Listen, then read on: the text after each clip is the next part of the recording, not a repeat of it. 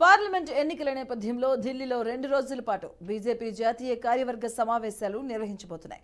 ఇక భారత మండపం వేదికగా మరోసారి పార్టీ ప్రచార కమిటీ అభ్యర్థిగా ప్రధాని మోదీ ఎన్నుకోనున్నారు బీజేపీ నేతలు. జాతీయ కార్యవర్గ సమావేశ ప్రదేశంలో పార్టీ జెండాను ఆవిష్కరించనున్నారు జాతీయ అధ్యక్షుడు జేపీ నడ్డా.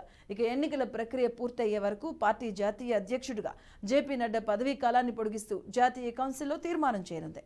పార్లమెంట్ ఎన్నికల నేపథ్యంలో ఢిల్లీలో 2 రోజుల పాటు బీజేపీ జాతీయ కార్యవర్గ సమావేశాలు నిర్వహించబోతున్నట్టుగా తెలుస్తుంది. అలాగే బీజేపీ నేషనల్ కౌన్సిల్ సమావేశం ప్రారంభం కాబోతుంది. ఈ 2 రోజుల పాటు కూడా ఈ సమావేశాలు జరగబోతున్నట్టు మనకి సమాచారం అందుతుంది. జాతీయ అధ్యక్షుడి ఎన్నికను కూడా ఈ కౌన్సిల్ ఆమోదించబోతున్నట్టుగా మనకి సమాచారం. దీనికి సంబంధించిన పూర్తి వివరాలు మా ఢిల్లీ కరెస్పాండెంట్ అశోక్ అందిస్తారు. అశోక్, మాధవి, నేడు రేపు బీజేపీ జాతీయ కార్యవర్గ సమావేశాలు జరగబోతున్నాయి.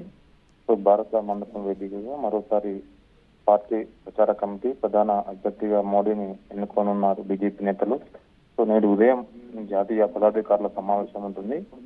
నేడు జాతీయ కార్యవర్గ సమావేశం ప్రదేశంలో బీజేపీ జెండాను బీజేపీ జాతీయ అధ్యక్షుడు నడ్డా ఆవిష్కరించనున్నారు. మధ్యాహ్నం నుంచి భారత మండపంలో పార్టీ విస్తృత స్థాయి జాతీయ కార్యవర్గ సమావేశాలు జరుగుతాయి. 2 రోజుల పాటు ఇది సుదీర్ఘంగా కొనసాగుతున్నాయి.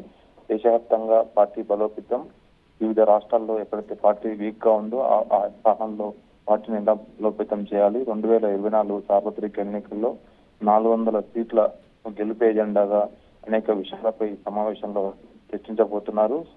దాదాపు దేశవ్యాప్తంగా 10,000 మందికి పైగా బీజేపీ సభ్యులు ఈ సమావేశానికి హాజరవుతారు. అదేవిధంగా 2024 లోక్సభ ఎన్నికల ప్రారంభం కానున్న నేపథ్యంలో మరోసారి మోదీ ప్రధాని అభ్యర్థిగా కూడా ఈ సమావేశంలో ప్రకటించే అవకాశం ఉంది.